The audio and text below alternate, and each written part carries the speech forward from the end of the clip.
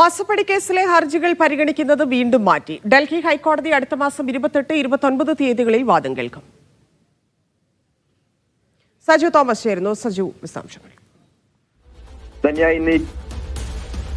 ഈ കേസ് പുതിയ ബെഞ്ചിലേക്കാണ് എത്തിയത്.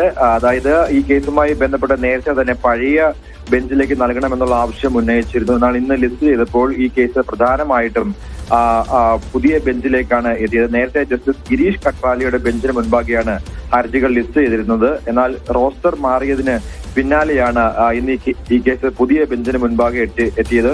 വാദം ആരംഭിച്ചപ്പോൾ തന്നെ ഇരു വിഭാഗങ്ങളും തമ്മിൽ ചൂടേറിയ വാദമാണ് ഉണ്ടായത്. പ്രധാനമായിട്ടും ഈ കേസ് പുതിയ ബെഞ്ചിലേക്ക് മാറ്റുന്നതിനെ പറ്റിയുള്ള പ്രധാനപ്പെട്ട വാദഗതികളാണ് ഇരു വിഭാഗങ്ങളും തമ്മിൽ ഉയർത്തിയത്. കേസ് വാദിക്കാൻ എപ്പോൾ വേണമെങ്കിലും ആകുമെന്ന് SFIO സൂചിപ്പിച്ചിരുന്നു.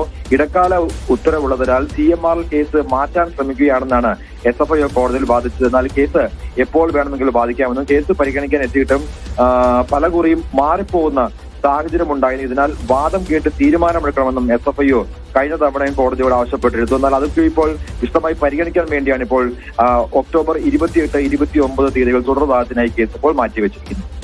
ശരി സജു.